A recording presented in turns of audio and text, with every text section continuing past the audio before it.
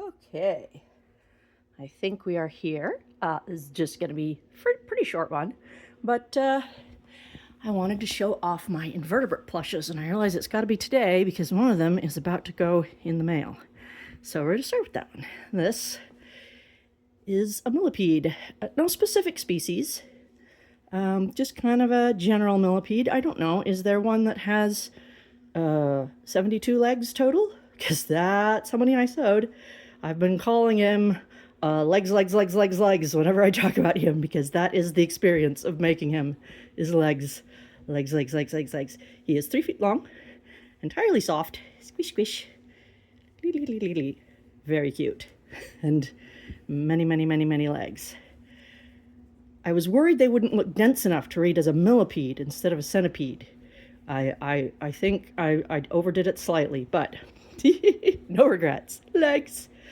Okay. This one is funny. This was one I just made for me just to be silly. This is my hexapus because it has 6 legs, and I like this fabric. I don't know.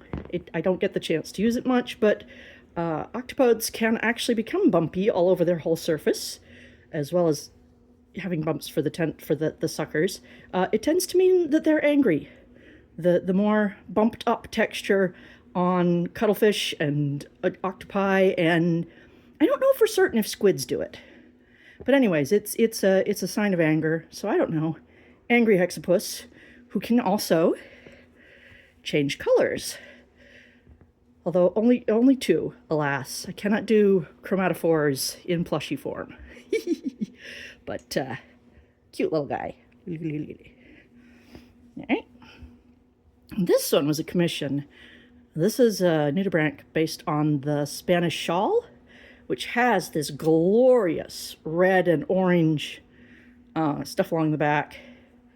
They're each little individual tentacles in the actual thing, but I did it with the fur fabric because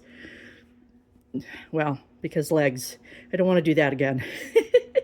And the fun one with this is this, you can see it's kind of in a weird pose here. It's got a plastic spine in it. Oh, I gotta keep in frame. It's got a plastic spine in it. There's a big piece down the middle, so it can be posed all kinds of different ways. It's very flexible. And unlike wire, the plastic spine won't wear out if you do it too much. And there's also little pieces in the little I don't know, are these antennae? I don't actually know as much about nudibranchs as I'd like. I should look up more. But and then in the little front tentacles too, so they can be posed variously. And yeah, that's a fun little guy that I did for somebody who really likes this particular nudibranch. And then you see them creeping over here. Anomalocaris, my boo, my favorite, my baby. And this one specifically, I also made for me. It's mine.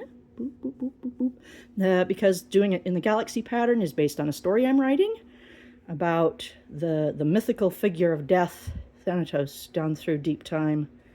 Where, of course, in different areas, death is seen as different creatures. And if anything was the avatar of death in the early Cambrian, it was probably an Anomalocaris. They were the largest predator. And I did the mouth too. Even the teeth are beads. Isn't that fun? Anyway, and I wasn't entirely happy with this one though. So even though I don't have any customers, I kept making more. I've made 4 total. One of them has actually found another home already, but I still have these 3. So this one was based on the scientific illustration that you find in Wikipedia. If you go look up Anomalocaris, it's in these colors. Obviously, these are simplified. An actual Anomalocaris had way more segments and way more fins. So these are a little, I don't know, chibified. The eyes are out of proportion, and the tentacles are smaller and don't have as many little claws on them, you know. So they are simplified. They're not scientifically accurate. I'd love to do an accurate one, but it would be even more work than legs there, because, whoo, boy, that's a lot of details, especially on the little grabber claws up front. dozens of segments on each one, and each segment is multiple pieces to put together. So, but anyways, in the last one I did, they have little fringes in between the main carapace segments. So in the last one I was trying to show that. I believe they may have been gills. So I was trying to use a little yarn to show that. It was a pain in the butt to do, and it just ended up looking weird. So, you know, you live and you learn. I do like the eyes on this one, though. This one has glass eyes, which I colored the back. It's just a painted paper with the eye mounted on it with a PVA glue. So this one and this is also glass eyes. These two are not child safe, but they're mine. Now kiss. Anyway, this is just teddy bear eyes, but the compound eyes are more accurate. So, and the little mouth with the little teethies. So yeah, these are all the invertebrates I have on hand right now. I love making weird creatures.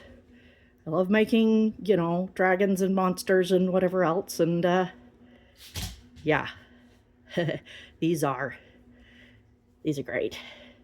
Very, very proud of how they came out. Oh, and the colors on this one are inspired by a mantis shrimp, peacock mantis shrimp. Yeah, because I like the bright colors. So there you go. Anyways, thanks for joining me. Thanks for seeing the plushes, and I'll see you guys again probably very soon.